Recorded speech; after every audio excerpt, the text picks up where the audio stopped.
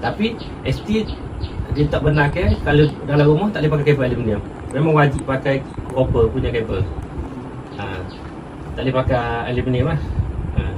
Jadi TNB biasa akan supply saya 10mm lah saya servis je. 10, 16, ada 25, ada tengok atas dia punya supply lah. Yang ni bukan kerja kita lah kira, tapi cuma kita kena tahu lah. Jadi saya buat juga sebagai analysis juga untuk kita tahu. Okay, jadinya supaya kita kenal.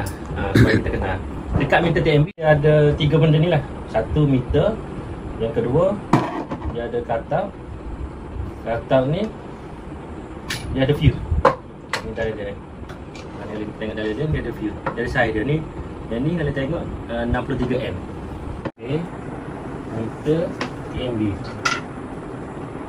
Dia ada cutout. Dia ada neutral link. Dia ada meter lah.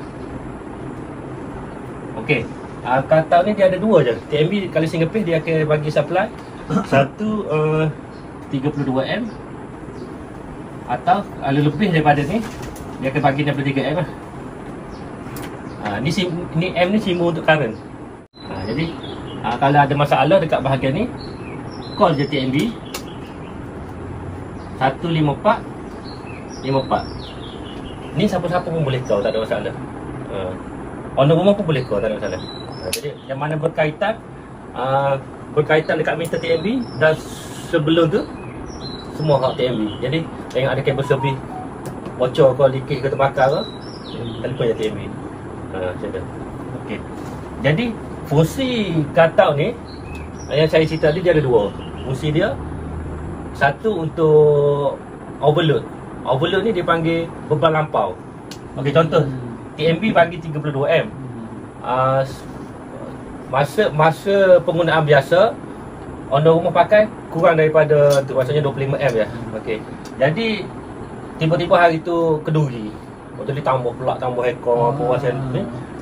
Dia lebih 32. Dia akan putus. Itu dipanggil beban lampau.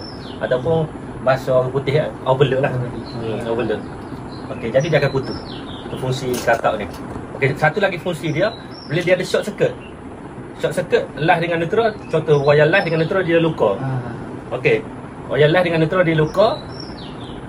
Hak dalam rumah, bukan hak dekat kabel servis tu. Kalau hak dekat kabel servis dia akan breaker yang sebelum tu akan klik. Contoh warning ada kes mati masa banjir bawah ni. Yang dekat mana?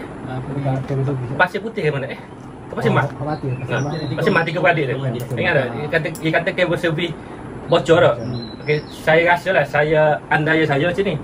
Dia kata dekat owning lah. Okey. Masa TNB pasang kabel servis tu, okey lah, owning ada lagi mungkin lah. Saya rasa lah.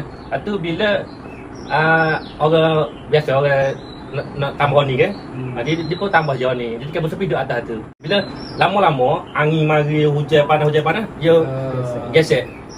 Lepas tu dia bocor. Jadi masa bocor tu mungkin waktu tak hujan ke, tak banjir ke, dinding tak basah ke, dia dah ada current dah atas tu. Jadi tak ada orang naik ke atas, tak ada masalah lah. Lepas tu pula dia bocor pula, mungkin breaker dekat sebelum kabel servis tu dia tak berapa nak sensitif ke macam mana kan. Jadi dia tak terik lah. Jadi api tak ada, jalan di bola waktu banjir. Dan mungkin waktu tu tiang tu basah. Waktu kena terjatuh tu tak boleh buat apa. Yang kalau di rumah okey pun time tu untuk yang selepas meter TNB. Yang ni kabel servis dia sebelum meter TNB lagi. Nak masuk ke meter. Jadi yang perlu putus ke api kat kabel servis ni yang sebelum tu lah, breaker sebelum tu lah. Mungkin dekat tiang ke ataupun dekat pencawang ke. Saya tak tahu lah pencawang dia jauh, jadi dia tak boleh nak detect ke apa.